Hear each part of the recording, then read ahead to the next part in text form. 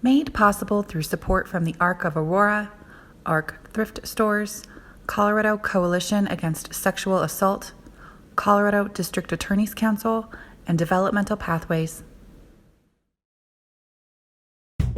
A THINK+change training. Hello, everyone. This is the advocacy group from the Arc of Aurora. My name is Hani Rayleigh. To my left is Jeffrey Fernangel. Diagonal is Callie Johnson, and below me is Petrie Brill. We are here bringing you our next installment of our podcasts through our THINK+change social enterprise, focused on victimization and people with intellectual and developmental disabilities.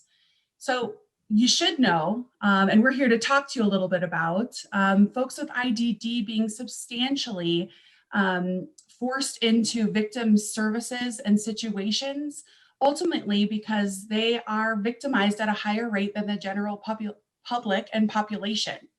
We want to talk a little bit about what that looks like for folks with IDD, what services are available, and just tell you a little bit about the process so that in hopes we are demystifying a bit of the victimization piece, because we have a saying at the Arc of Aurora that it's time to talk about it.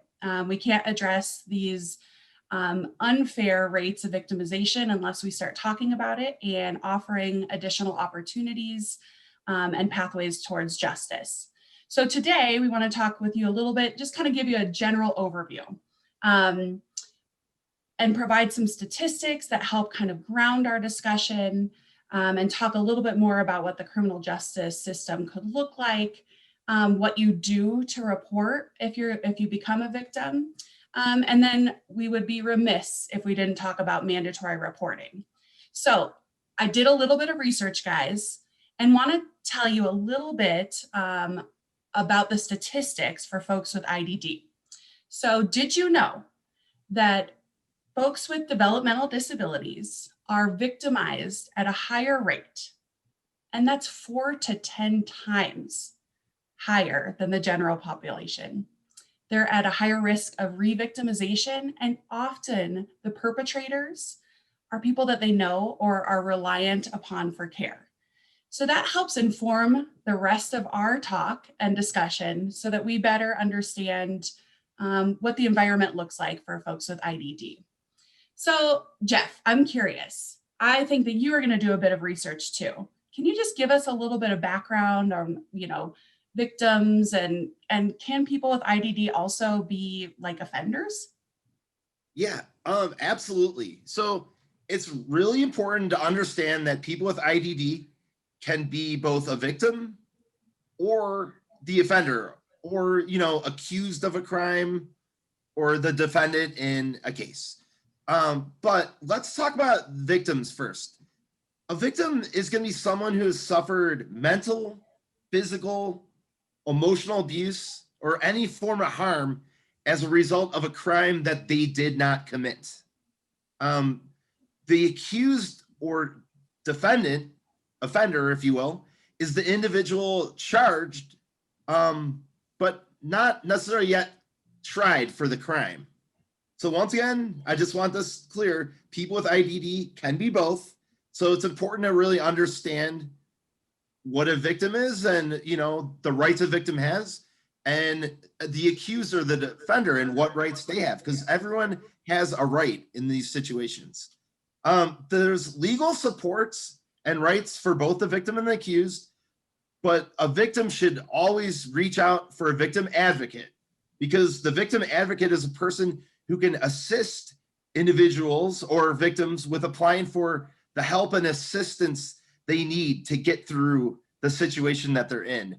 The victim advocate is also going to keep them informed of the case status and also the status of the person accused of the crime that they're involved with. And a lot of that's really important, because that's just very stressful and can add just so much more emotional, mental health baggage to the victim. Do you always get assigned a victim's advocate, Jeff?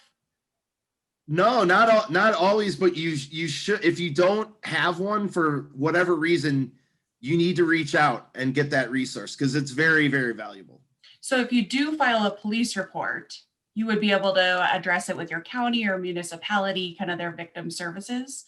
Yes. And then I was absolutely. looking into that if you don't file a police report, that there are still kind of like nonprofits or private victims advocates that you could reach out to. So let's talk about that more. But is there anything else that we should know about after you do file a report, what kind of access you could receive as a victim to additional supports? Could you explain that a little more? Well, I'm What just you're asking? curious, and maybe it makes more sense to talk a little bit about, who do you report to if you're victimized? So, we talked about just a few minutes ago that a lot of folks that are being victimized are actually being victimized by the people that care for them, which tells me that I would suspect that victimization reports would be lower than usual because they're reliant upon those people for the supports, just for basic community life. So Kelly, do you have any idea about kind of what that might look like, what the process is, what you should do? Definitely. So I think the most important thing to remember is don't be afraid to report. It is a crime, what has happened to you. And even if you're not sure, even if your feelings are all over the place, you're not sure if you'll be able to communicate it in the way that you want to, you're not sure what happens next, tell someone who you trust. It's the very first step. And a lot of people ask, well, what happens if, I tell someone and they don't believe me or listen to me?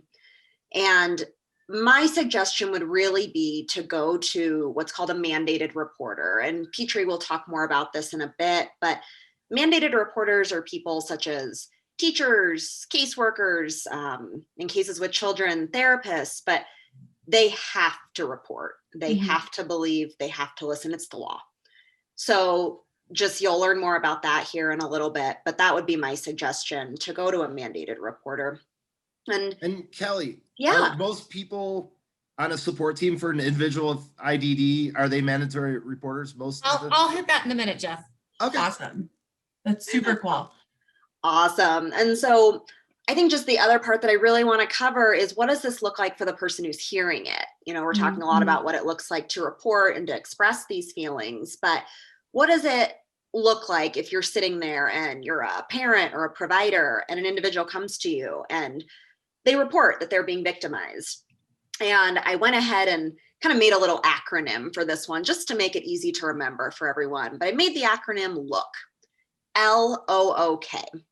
The L stands for listen first. It's extremely important to let the victim speak. They've trusted you. So your job, first and foremost, is to listen. Second, open-ended statements.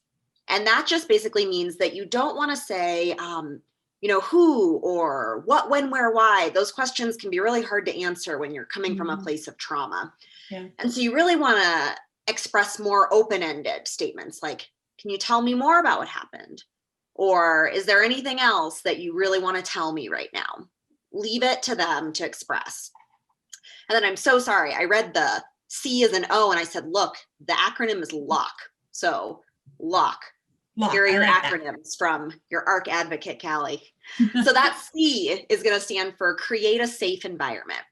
And that just basically means that if someone's been victimized, they're not feeling safe. They don't have that basic need met. And so you really want to make sure you can do whatever you can to create a safe environment. That might mean your heart is on fire and you want to yell and, get really scared and stand up and say, how did this happen? But try to keep a calm voice when speaking, reminding the victim you're here to listen and that they're safe. And the last one, K, keep reminding victims that they are not to blame. The blame is not on them. There is no part of this that they should be shaming or blaming. And just reminding that this is a safe space, you're here for them, and that you do not blame them and that you believe them. Excellent. So fundamentally, when you lock, right, it's believe first, make sure you allow folks to be able to express the experience and proceed from there. That makes a lot of sense. I found another statistic that 40% of crimes against people with developmental disabilities are unreported. And 71% of those crimes against people with severe developmental disabilities are unreported. So that's, it's alarming to know that people with disabilities live in environments where they're regularly and routinely victimized and don't feel confident or have the tools or resources to be able to report to the right people. And then sometimes if they report to the right people, it doesn't move it any further down the justice system. So I love that acronym, Callie. LOCK is a really good thing for all of us watching this to keep in mind, but believe first and proceed from there, I think is super essential. Well, and imagine how powerful that is for them to be able to express what's happened and someone actually hear them, take them seriously, and then help act on their behalf. I mean, that has to feel so good, and to know that such a significant part of that population isn't receiving that is really heartbreaking.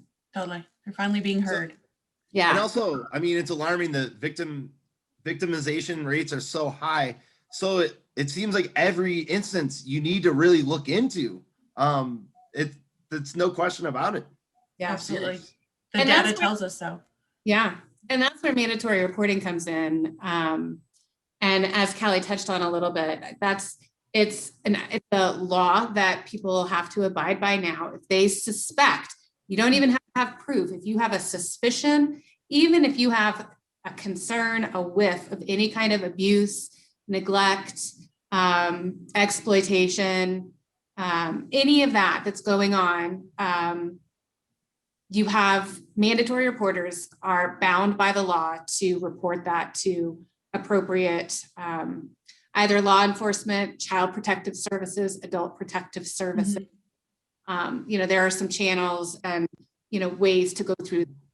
If a teacher suspects something that's going on with a child, if a therapist suspects something is happening in the adult services world, yeah, it is your team members. So your case manager, residential manager, if you have, like a behaviorist.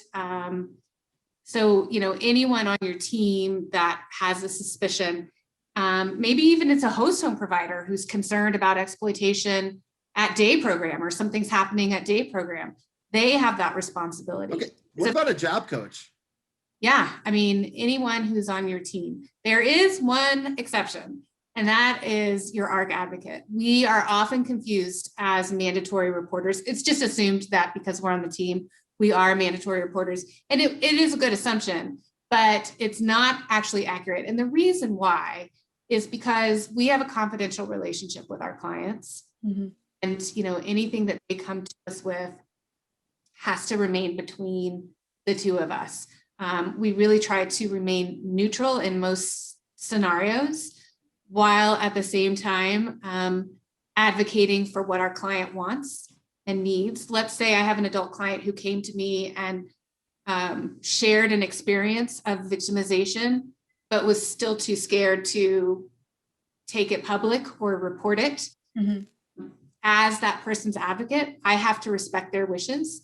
And so that's not something that I can report. I would want to, but it's not something that I can report. Sure. And a lot of what our role is too, is ensuring that everybody else who is supposed to be a mandatory reporter is paying attention and actually doing their jobs as well. So we're there really to kind of police the rest of the team and make sure that if someone is concerned, that they need to do the heavy lifting and make the report. Because oftentimes, for whatever reason, sometimes they just won't want to. They want to just kind of kick the can or whatever that looks like. So it's our job just to remind them that you are a mandatory reporter and this is your obligation. For sure. Well, and there seems to be confusion in the community about like what and how to report. Right. And we highly suggest you make a phone call to your local police department and follow up with adult protective services. Yeah. They will coordinate their efforts along with your community-centered board if you have someone like that involved.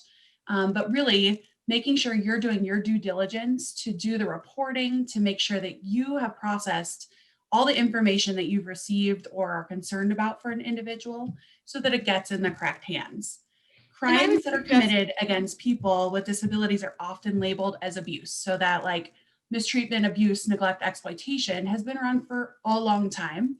People shorten it to be called MAIN, and does require incident reporting and critical incident reports and those sorts of pieces. But we do people with disabilities and injustice by just labeling it as, mistreatment, abuse, neglect, exploitation. It's a crime. They are crimes. And so as we move people down that pathway to justice, that we'll talk about in the next episode, we really want to start reframing how we talk about the abuses that happen against people with IDD, because it incorrectly characterizes it. Sure, it's abusive, but it's also a crime to abuse people with IDD. And once we all as a community start moving in that direction, people with IDD are more likely to access justice. And that's the entire point. Like I said, it's time to talk about it. And we look forward to bringing you guys the next episode where we'll talk more about that pathway to justice. And then in our third episode, we're going to actually bring in Colorado Coalition Against Sex Assault. They are a victims advocacy organization that does both systems work as well as direct victims work. So do a little interview and get some more information about what that looks like outside of the IDD world and ways in which we can all collaborate to make sure that justice is at least the goal, right? So we can move forward. So thank you everyone for watching. Stay tuned for the upcoming series. And if this was just enough to perk your interest, head on over to THINK+change's website. We'll put it at the bottom of the show notes here. We've been doing work on victimization with people with IDD for many, many years. And we've got lots of resources for you, including a free training and some tools that you might find useful in the community. So head there and tune in for episode 2. Thanks for joining us. Bye, everyone. THINK+change. Talks, trainings, and tools to help in your work for or with people with intellectual and other developmental disabilities. Learn more at www.thinkchange.training.